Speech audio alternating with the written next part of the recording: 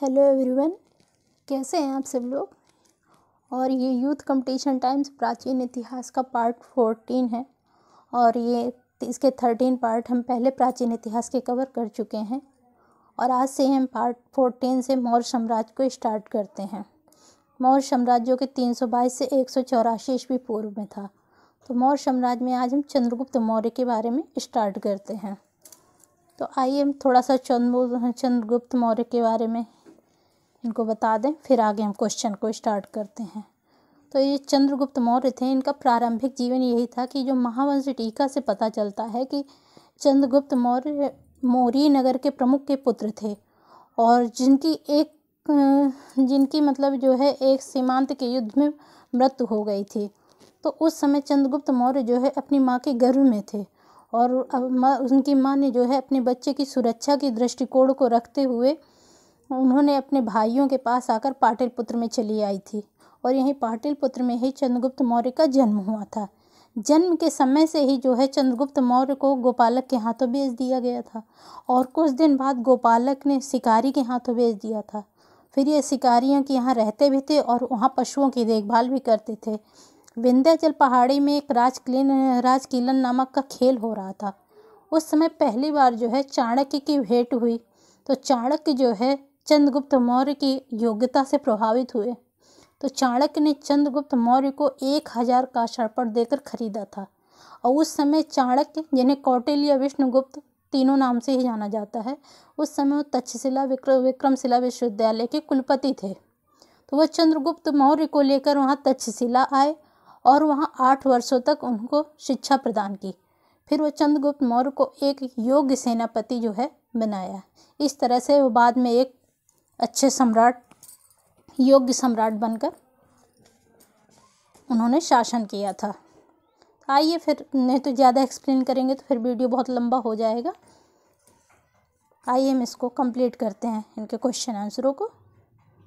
चंद्रगुप्त मौर्य को देखिए कि मौर्य साम्राज्य की स्थापना फिर इन्होंने ही की थी, क्योंकि उस समय जब इन्होंने मौर्य साम्राज्य की स्थापना की थी तो इस समय नंद वंश का शासन चल रहा था और नंद वंश में अंतिम शासक घनानंद थे, जिनको इन्होंने पराजित करके जो है फिर इन्होंने मौर्य साम्राज्य की स्थापना की थी। तो मौर्य साम्राज्य की स्थापना किसने की थी? चंद्रगुप्त मौर्य ने की थी। नंद वंश के पतन के पश्चात ही मगध पर किस वंश का सत्ता स्थापित किया था? तो वही चंद्रगुप्त मौर्य वंश की सत्ता को स्थापित किया गया था। चंद्रगुप्त मौर्य के गुरु कौन थे जिन्होंने उसे शिक्षा दीक्षा देकर भारत का सम्राट बताया? तो वही चाणक्य थे। चाणक्य ने चंद्रगुप्त मौर्य को सभी कलाओं तथा विद्याओं से शिक्षा कहाँ पर दी थी? तो तक्षशिला में दी थी, क्योंकि उस समय वो सबसे श्रेष्ठ विश्वविद्यालयों में थे। श्रेष्ठ विश्वविद्यालय में उसकी गिनती थी। जैसे आज की डेट में BHU, DU, उसी तरह उस टाइम पे तक्षशिला थे। चाणक्य ने चंद्रगुप्त मौर्य के किस खेल से को देख कर प्रभावित हुए और जिसके परिणाम स्वरूप चाणक्य ने चंद्रगुप्त मौर्य को शिकारी से खरीद लिया था? तो राजकीलम खेल था।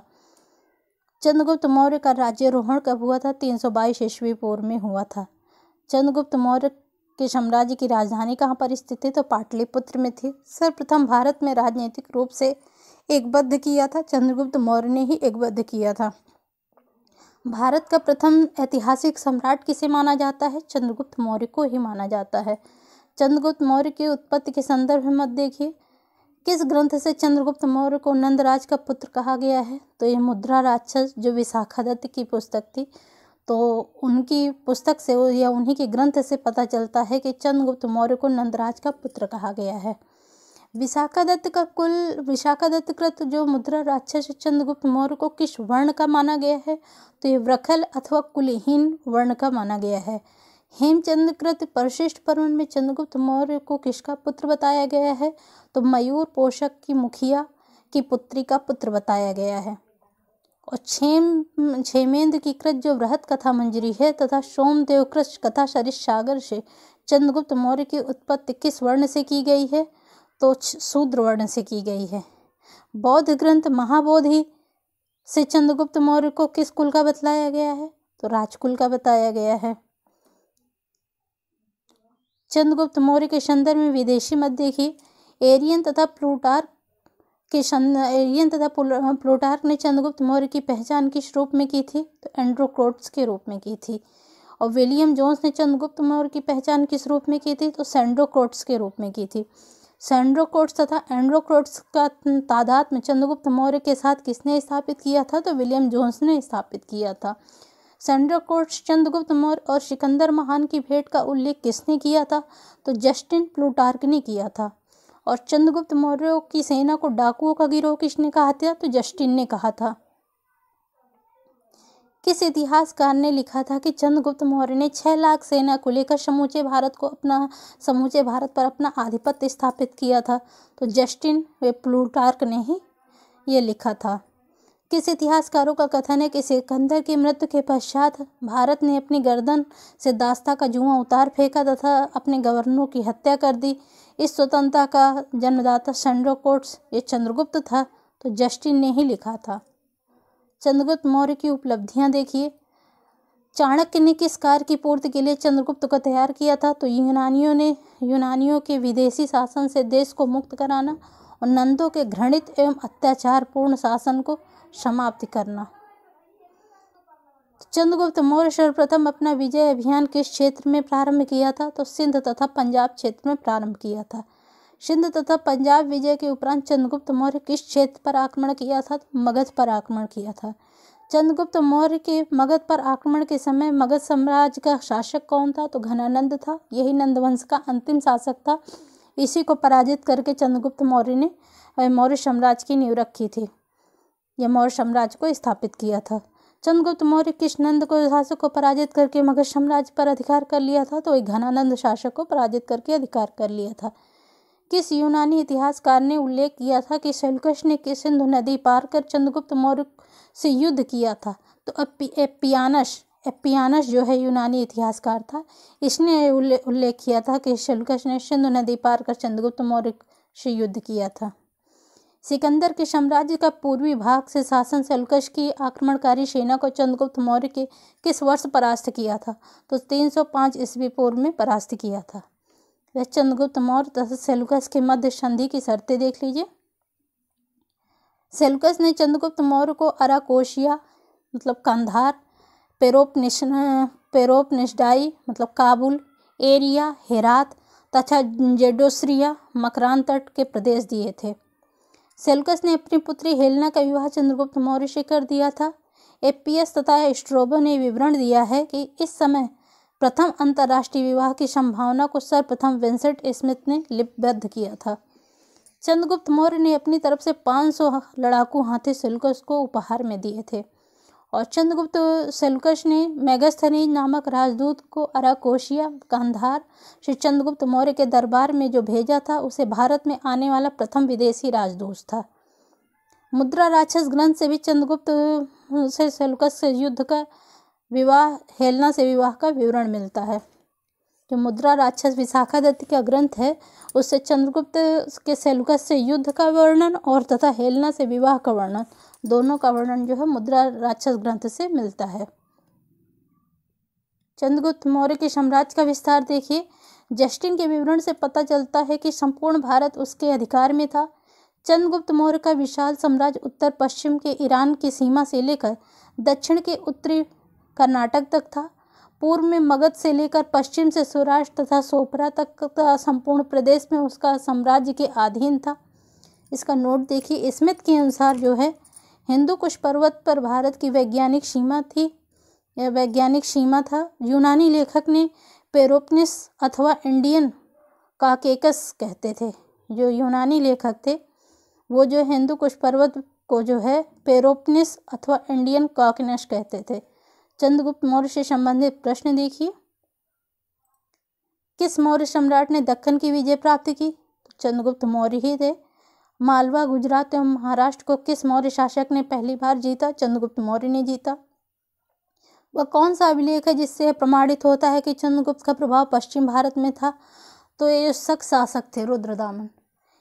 इन्हीं के अभिलेख से प्राप्त होता है कि रुद्रदामन के जूनागढ़ जो अभिलेख था, तो उससे प्राप्त होता है कि चंद्रगुप्त मौर्य का साम्राज्य जो है, चंद्रगुप्त मौर्य के साम्राज्य गुजरात में गुजरात में चंद्रगुप्त मौर्य के साम्राज्य सम्मिलित था। यह अभिलेख जो है रुद्ररामन के जूनागढ़ अभिलेख से प्राप्त होता है। और रुद्ररामन जो है शासक थे। जल की आवश्यकता को ध्यान में रखते हुए प्रथम शासक ने गिरनार के क्षेत्र पर एक झील का निर्माण करवाया था, वह चंद्रगुप्त मौर्य ही थे। किस अभिलेख में सूचना मिलती है कि चंद्रगुप्त मौर्य ने पश्चिमी भारत में सौराष्ट्र तक का प्रदेश जीतकर अपने प्रत्यक्ष शासन के अंतर्गत कर लिया था? तो वही शक शासक रुद्रदामन का गिरनार अभिलेख था, जो कि 150 ईस्वी पूर्व का था। उसी से ये जानकारी हमें प्राप्त होती है। किस अभिलेख से ज्ञात होता है कि पुष्यगुप्त वैश्य सौराष्ट्र प्रांत के प्रांतपति थे? तो गिरनार अभिलेख से प्राप्त होता है।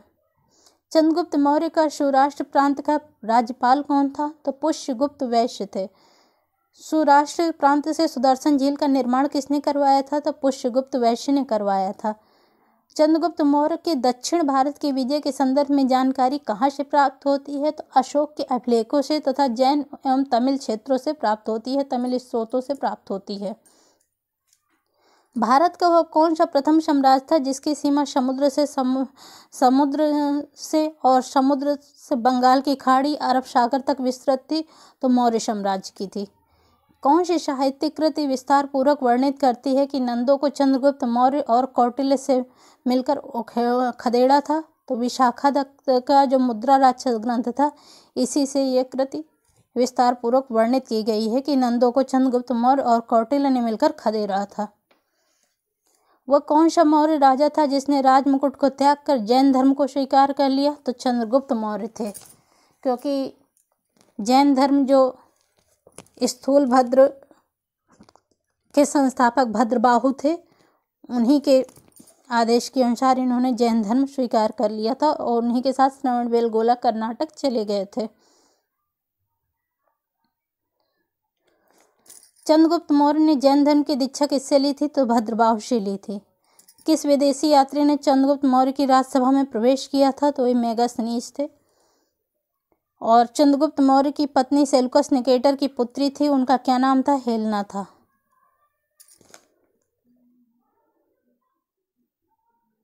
इधर देखिए, चंद्रगुप्त मौर्य अपने जीवन के अंतिम वर्षों में जैन साधु के साथ दक्षिण भारत चले गए थे। उस जैन मुनि का क्या नाम था? तो भद्रबाहु थे, क्योंकि जैन धर्म दो भागों में विभाजित हो गया था, एक श्वेतांबर और एक दिगंबर। तो श्वेतांबर संप्रदाय के अनुयायी स्थूलभद्र थे, दिगंबर संप्रदाय के अनुयायी भद्रबाहु थे।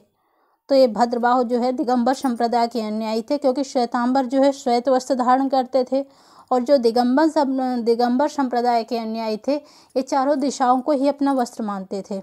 तो भद्रबाहु जो है दिगंबर संप्रदाय के थे। इन्हीं के साथ चंद्रगुप्त मौर्य जो है दक्षिण भारत चले गए थे।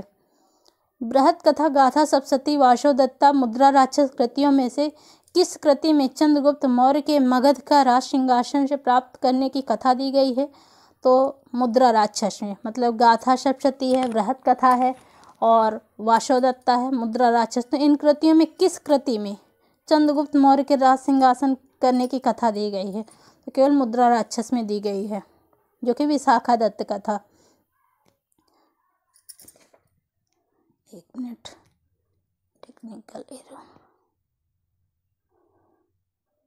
जो कि विशाखा दत्त का था। चंद्रगुप्त मौर्य के संदर्भ में तिथियों की जानकारी का स्रोत कहाँ से प्राप्त होता है? तो यूनानी स्रोत से प्राप्त होता है। चंद्रगुप्त मौर्य एवं खारवेल दोनों में क्या समानताएं थी? क्योंकि चंद्रगुप्त मौर्य और खारवेल दोनों ने ही जैन धर्म ग्रहण किया था। खारवेल कलिंग के शासक थे और चंद्रगुप्त मौर्य जो है मौर्य साम्राज्य के संस्थापक थे। कौटिल्यकृत अर्थशास्त्र देखिए, इतिहास में कौटिल्य को किन अन्य दो नामों से जाना जाता है? तो इनका नाम विष्णुगुप्त था और चाणक्य था। चाणक्य कहाँ के निवासी थे? तक्षशिला के निवासी थे। चाणक्य कौटिल्य का जन्म किस परिवार में हुआ था? ब्राह्मण परिवार में हुआ था।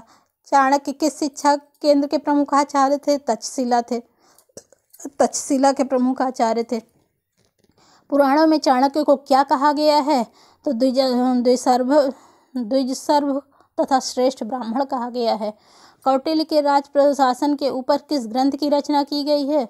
अर्थशास्त्र जो ग्रंथ है, उसी ग्रंथ की रचना कौटिल्य या चाणक्य विष्णुगुप्त ने राज शासन या राजनीति के शासन के ऊपर इस ग्रंथ की रचना की है।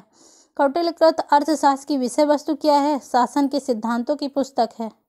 यह राजनीति शास्त्र पर लिखी गई पुस्तक है। कौटिल्य के अर्थशास्त्र की किस पहलू पर प्रकाश डाला गया है? राजनीतिक नीतियों के संदर्भ में प्रकाश डाला गया है। अर्थशास्त्र की विशेषताएं देखिए। अर्थशास्त्र में 15 अधिकरण तथा 180 प्रकरण हैं। इस ग्रंथ में श्लोकों की संख्या 4000 बतलाई गई है। प्रथम अधिकरण में राजस्व संबंधी विविध विषयों का वर्णन है और द्वितीय अधिकरण में नागरिक प्रशासन की विशद विवेचना की गई है। तृतीय तथा चतुर्थ अधिकारों में दीवानी, फौजदारी तथा व्यक्तिगत कानूनों का उल्लेख मिलता है। पंचम अधिकरण जो है, इसके अंतर्गत सम्राट में सभासदों एवं अनुचरों, कर्तव्यों एवं दायित्वों का उल्लेख मिलता है।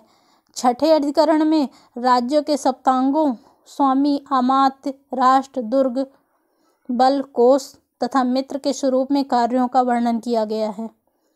अंतिम 9वें अधिकरण में राजा को विदेश नीति, सैनिक अभियान तथा युद्ध की विजय के उपाय, शत्रु देश में लोकप्रियता प्राप्त करने के उपाय, युद्ध तथा संधि के अवसर आदि विविध विषयों का विस्तारपूर्वक वर्णन किया गया है। इस प्रकार अर्थशास्त्र मुख्यतः शासन की व्यवहारिक समस्याओं से संबंधित रचना है। देखिए, किस पुरातत्वविद ने कौटिल्य के अर्थशास्त्र की पांडुलिपि को सर्वप्रथम खोजा तथा उसका अध्ययन किया? तो आर शाम शास्त्री ने जो है कौटिल्य की अर्थशास्त्र की पांडुलिपि को सर्वप्रथम खोजा तथा उसका अध्ययन किया था। अर्थशास्त्र से संबंधित प्रश्न देख लीजिए।